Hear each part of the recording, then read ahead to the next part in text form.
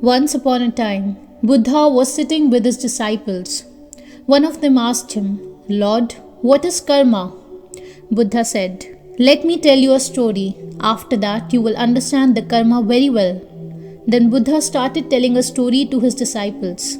And the story goes like this. Once a king was touring his kingdom on his elephant. Suddenly he stopped in front of a shop in the market and said to his minister, "I don't know why, but I want to hang the owner of this shop." The minister was shocked, but before he could ask the king the reason for it, the king had moved on. The next day, the minister went to that same shop, dressed as one of the locals, to see the shopkeeper, and he casually asked him how his business was faring. The shopkeeper, who was a sandalwood merchant, replied very sadly that he had hardly any customer. People would just come to his shop, smell the sandalwood, and then go away.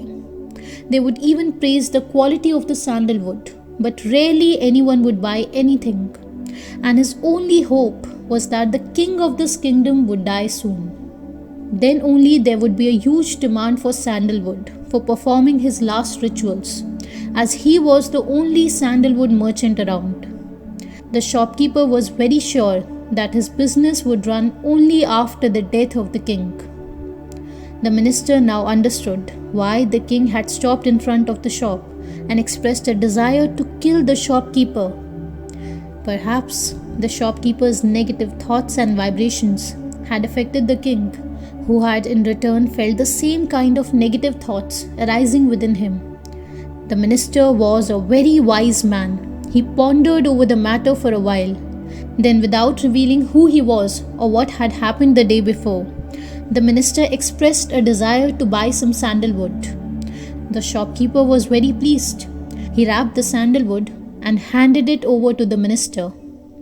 Then the minister returned to the palace and went straight to the court where the king was seated, and he reported that the sandalwood merchant had sent a gift for him. The king was very surprised when he opened the package. He was pleasantly surprised by the fine golden color of the sandalwood and its lovely fragrance. King was pleased. He sent some gold coins to the sandalwood merchant. The king also felt sorry in his heart that he had unpleasant thoughts of killing the shopkeeper. When the shopkeeper received the gold coins from the king, he was astonished. He began to express his gratitude to the king and started praising the king, who through his gold coins had just saved him from the brink of poverty. Then he started repenting for having negative thoughts he had towards the king for his own personal goals. After telling the story to his disciples, Buddha said, "If we have a good and kind thought for another person, that positive thought will come back to us in a favorable way. But if we harbor evil thoughts for others, then those thoughts will come back to us as your retribution."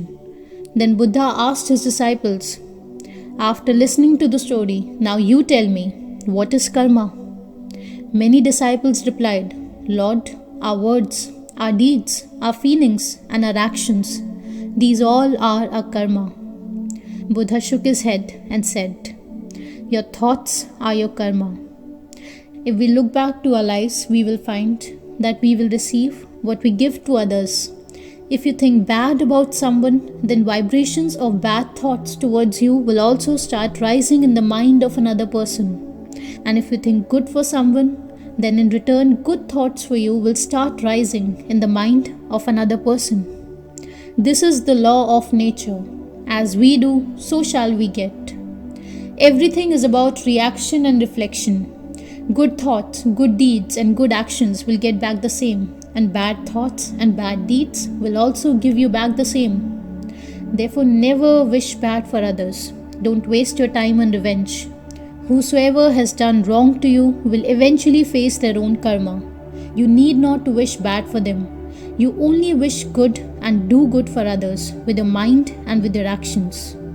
Because what we give to others will come back to us again. Atma Namaste.